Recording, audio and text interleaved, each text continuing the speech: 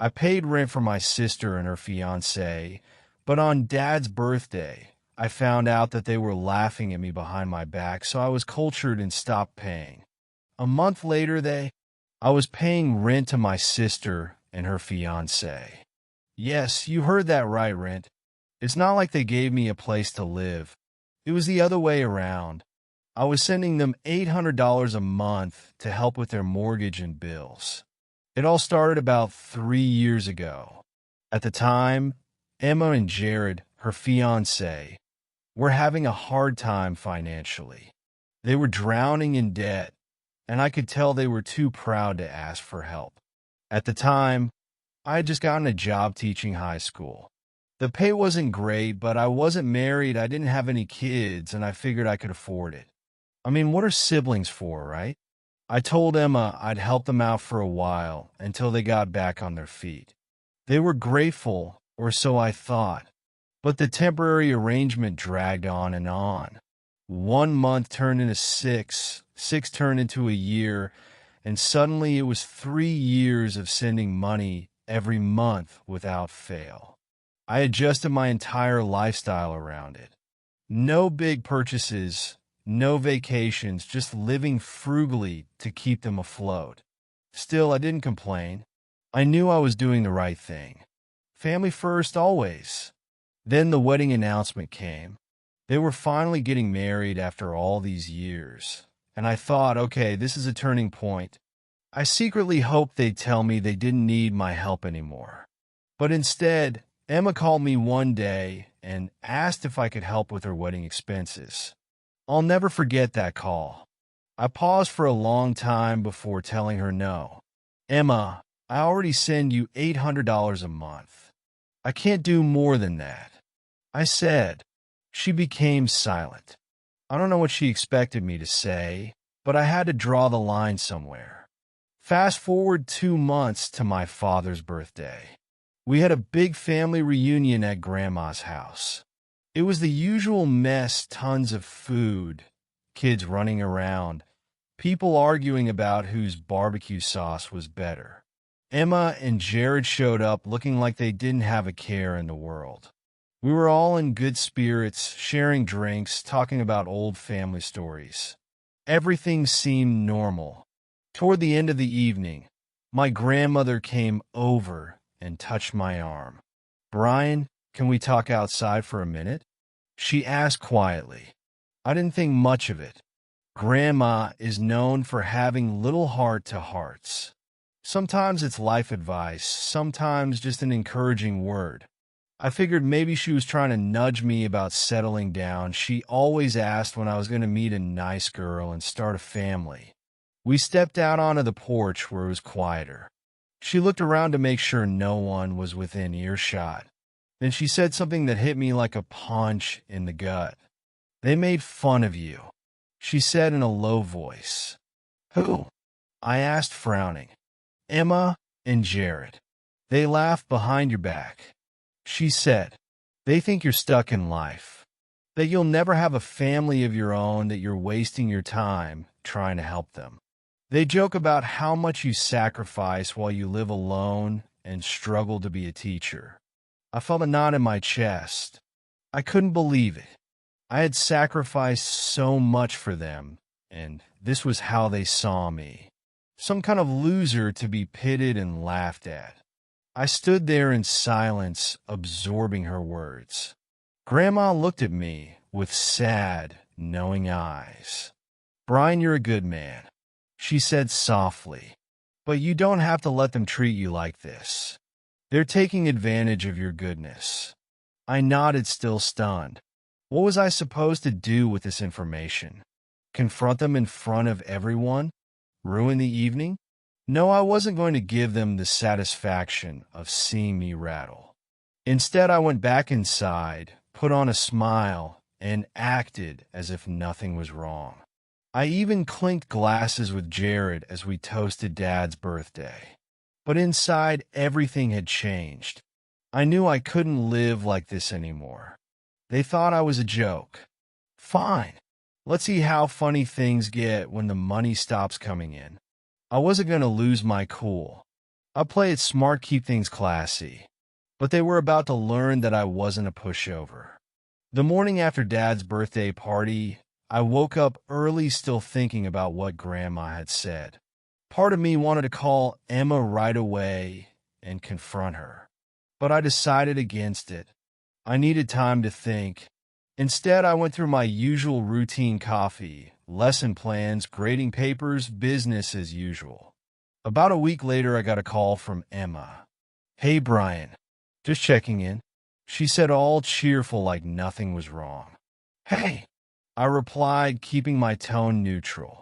She started rambling on about wedding plans, flowers, guest lists, some problem with the caterer. I let her talk for a while. Then she casually brought up money. "Oh, and Jared was wondering if you could send this month's rent a little early. We have a few things coming up." I had to force myself not to laugh. "Yeah, about that. I'm actually going through some financial stuff myself." I said I won't be able to send the money this month. There was a pause. "Wait, you mean just this month, right? You'll still help us after that?" "I don't know, Emma. I've been helping for 3 years. I might need to focus on my own situation for a while." She was silent for a moment, and then I heard her voice tighten. "Brian, are you serious? We're counting on this money." "Yeah, well, I was counting on my family not laughing behind my back." There was another long silence. I didn't elaborate, and she didn't ask what I meant. Instead, she gave a stiff "okay" and quickly ended the call. That was the beginning of the fallout. 2 weeks passed. I didn't hear from Emma again, but I knew something was brewing. Then one night my mom called me out of the blue. "Brian, I just talked to Emma," she began, and I could tell she wasn't happy. "She says you stopped helping her with her bills." "What's going on?" I sighed. "Mom, I've been sending them $800 a month for 3 years. It's not like I owe them anything. I have my own life to deal with." "Well, yeah, but they're family." "And Emma said you've been acting distant. Did she also mention that they've been making fun of me behind my back?" I shot back. That shut her up for a second. "What are you talking about?" I told her what Grandma had said. For a moment, there was nothing but stunned silence on the other end. Finally, she spoke again, her voice softer. "Brian, I had no idea. I'm so sorry. You've done more for them than anyone could have expected. When they treat you like this, I understand why you're upset." It was a relief to hear her say that, but I knew things were about to get ugly. Sure enough, a few days later, Jared called me out of the blue. "Hey, Brian," he said, his tone forced and polite. "Emma's really upset. I think there's been some kind of misunderstanding. Is that right?" I said, keeping my cool. "Yeah, man. I don't know where you're getting these ideas, but we've never said anything bad about you. You've been great to us." "Oh, so Grandma just made that up?" I asked bluntly. Jared stammered for a second. "I'll look if she said something. It was probably twisted. You know how old people can exaggerate." I didn't buy it for a second. "You know what, Jared? Let's not pretend. I'm done with the money. You guys are on your own. I hope the wedding goes well." I hung up before he could argue. But the real kicker came a few days later when I got a call from Grandma herself. "Brian, honey, can you come over? I have something to show you," she said, curious. I went over to her house. She led me into her study and handed me an old family photo album. "I was going through some things and found these," she said with a small smile. I flipped through the pages and stopped at a series of old photos of me, Emma and Jared as kids. But then my eyes caught something unexpected. A letter tucked between the pages. It was dated over 20 years ago, before I was even born. "Grandma, what is this?" I asked, pulling it out. "Read it," she said softly. The letter was from my late grandfather. and it mentioned a secret trust fund he'd set up for his grandchildren to be divided equally. It said, unless one is found to be abusing the family bond. Emma and Jared don't know about this. Grandma said quietly, but I think you should. I sat back stunned. This wasn't just about money anymore. This was about setting boundaries, and maybe, just maybe, karma was about to catch up with them. After Grandma showed me the letter, I had a lot to think about. There was a trust fund that my late grandfather had set up for all of us. But she didn't go into detail about how much money was in it. She made it clear that no one else in the family knew, not Emma, not Jared, not even my parents. Why are you telling me this now? I asked her. Grandma gave me a knowing look. Because I want you to understand something. You're not the failure they make you out to be.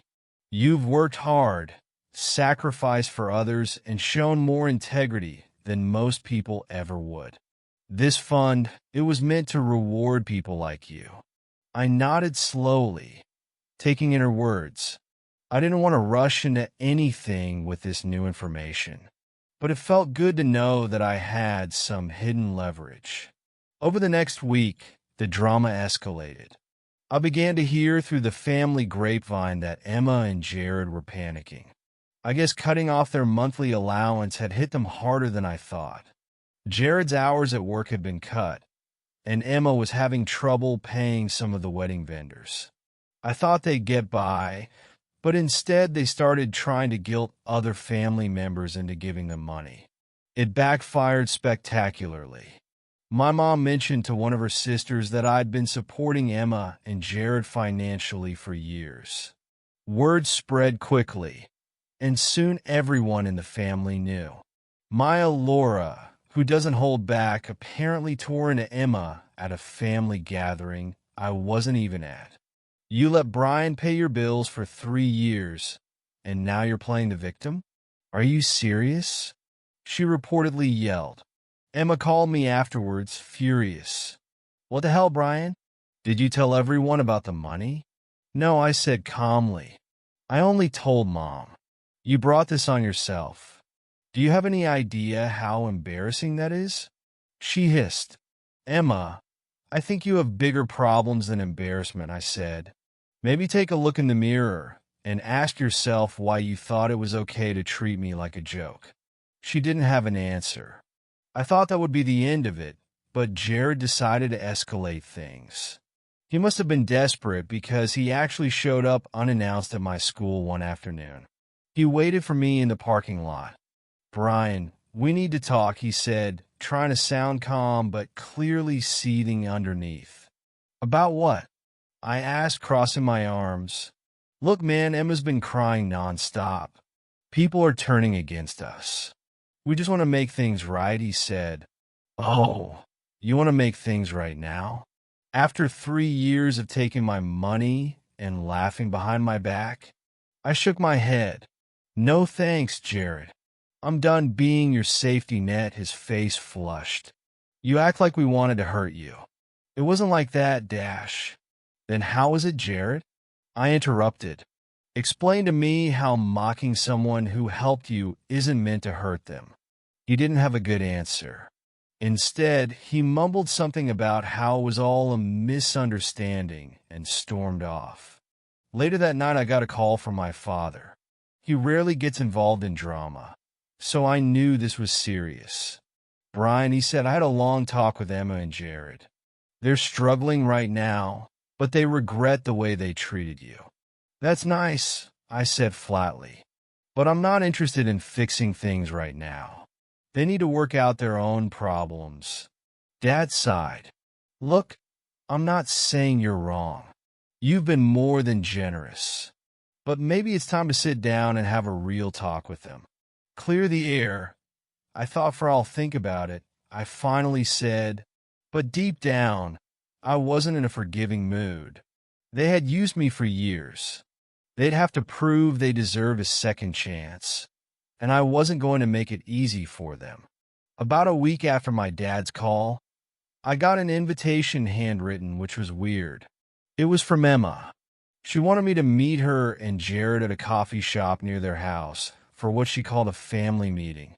I debated whether to go, but curiosity got the better of me. I figured I'd hear them out, even though I wasn't expecting much. The cafe was almost empty when I arrived. Emma and Jared were already there, looking a little too rehearsed. Emma had that fake smile plastered on her face, and Jared was fidgeting with his phone. "Hey, thanks for coming," Emma said as I sat down. "Sure. What's this about?" I asked, keeping it short. Emma took a deep breath. "Look, we just want to apologize. We shouldn't have talked about you like that. It was wrong, and we're really sorry." Jared nodded and chimed in. "We were stressed out and made some bad jokes. We didn't mean any of it. Seriously." I sat back and studied them. It all felt too smooth to scripted. "Okay," I said, "but let me ask you something. If Grandma hadn't told me, would you have ever apologized?" They froze for a second. Emma looked at Jared, who quickly spoke up. "Of course we would have eventually." I chuckled. "Right. Sure." They shifted uncomfortably. And that's when Emma dropped the real reason for the meeting. "Brian, we need a favor," she said carefully. There it was. I almost laughed out loud. "Let me guess. You need money?" "Not exactly," Emma said hesitantly. "We need you to co-sign a loan for us." I stared at her as if she'd grown a second head. "Are you serious? We've hit a rough patch." Jared jumped in.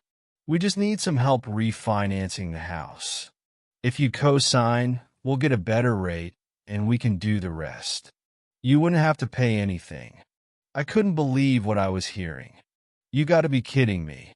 I said, "You think I'm going to put my name on a loan for you after everything that's happened? Are you even listening to yourselves right now?" Emma's face flushed. "We're not trying to take advantage of you. We're trying to make things right." I shook my head in disbelief. "You don't fix things by asking for more handouts. You fix things by taking responsibility for your own lives." Jared slammed his hand down on the table. "You're being unreasonable, Brian. We're family." I laughed bitterly. "Exactly. And family doesn't treat each other like dirt. You're on your own." I got up, threw a few dollars on the table for my coffee, and walked out without another word. A few days later, the unexpected bombshell dropped. Grandma called me sounding shaken. "Brian, you need to come over right away. It's important," she said. When I arrived at her house, she handed me an envelope with my name on it. Inside was a letter from the bank about the trust fund. Apparently, Emma and Jared had somehow gotten wind of it and were trying to claim a larger share, arguing that I had withheld family assets. They went to a lawyer. Grandma said, her voice quivering with anger. "They say you hid the trust fund from them, even though you didn't know about it until recently." I was stunned. "You've got to be kidding me. They're desperate, Brian. You're grasping at straws," she said. "But this is low, even for them." Then it hit me. They weren't just struggling. They were sinking. And now they were willing to throw me under the bus to save themselves. "I'm not going to let them get away with this," I said firmly. "They've crossed the line." Grandma smiled a little sadly. "Good. It's about time someone taught them a lesson." I wasn't done being blindsided, though. The next morning, I got a call from a lawyer representing Emma and Jared. I braced myself for a nasty fight, but the lawyer sounded surprisingly apologetic. "Mr. Daniels," he said, "I wanted to let you know that my clients have decided to withdraw their lawsuit. They'd like to settle the matter privately." "Withdraw their claim? Why?" There was an awkward pause. "Let's just say some new information has come to light regarding their situation. I think they realized they were in no position to pursue it legally." I couldn't help but wonder what had happened. Later that day, I heard from Aunt Laura. Apparently, Jared had been fired from his job after someone anonymously reported that he'd been embezzling small amounts of company money. To make matters worse, the bank had rejected their loan application outright, citing credit concerns. Karma had hit them hard, and I hadn't even lifted a finger. A few days after the fiasco with the trust claim, I was still processing everything when Emma texted me. "We need to talk. Please." I ignored her. The next day, without warning, she showed up at my apartment. She was pacing outside my building when I got home from work. I sighed, but got out of the car. "What do you want, Emma?" I asked, already exhausted. She looked exasperated. "Brian, I didn't know Jared was going to take it this far with a lawyer. I swear I didn't want it to happen." He panicked. "Panicked? You were both perfectly fine trying to screw me over with that trust fund," I said. She looked down at her feet and didn't deny it. "I'm sorry, okay? We've just been under so much pressure. The wedding costs, the house, everything is falling apart. You know whose fault that is, right?" I shot back. "Maybe you wouldn't be in this situation if you hadn't relied on me for so many years." She winced, but then surprisingly said, "You're right. But I don't have anyone else to turn to." I stared at her in disbelief. "You don't get it, do you? I'm done. I gave you years of my life, thousands of dollars, and all you did was laugh behind my back. Now you come here and expect me to save you again?" "Brian, you're my brother," she said quietly. "We're supposed to look out for each other." "Yeah? What was that support when you and Jared made fun of me? When you tried to steal from me?" She didn't have an answer. I shook my head. "Emma, I'm done. This is the last conversation we're going to have about money or trust funds or anything else. I don't want anything more to do with you and Jared." Her eyes widened. "You can't just cut me off like that. We're family. Watch me." With that, I walked in, leaving her standing there. It hurt more than I wanted to admit, but enough was enough. The next day, Grandma called me. She'd heard everything.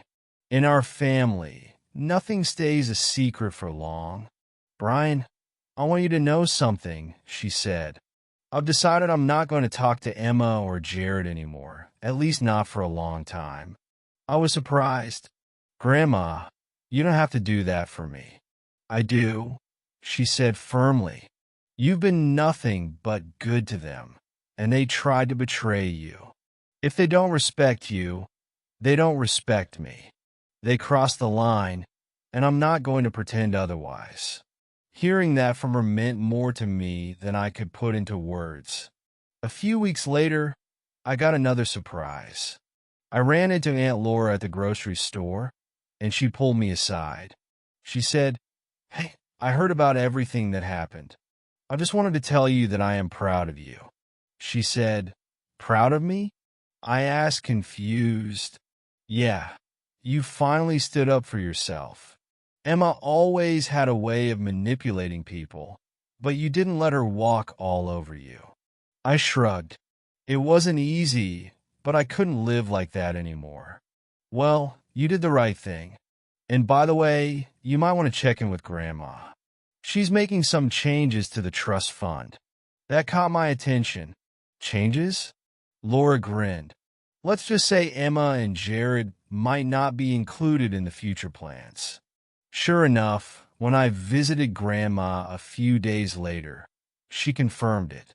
I talked to the lawyer. She said, "I've decided that if Emma and Jared can't show responsibility and respect, they won't get their share of the trust. I'm giving them a chance to change, but if they don't, the trust will be divided between you and your cousins instead." I was speechless for a moment. "You don't have to do that, Grandma. I don't want any of the money." "I know," she said, smiling. "That's why you deserve it." After that, I cut off all contact with Emma and Jared. No texts, no calls.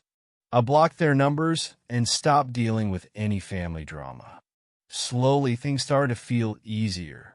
I didn't realize how much of a burden I was carrying until it was finally gone. The real kicker? I heard through the grapevine that Jared had moved out of the house after losing his job. Their relationship was on the rocks, and Emma had to move back in with her mom. I wasn't happy about it, but I couldn't deny the irony.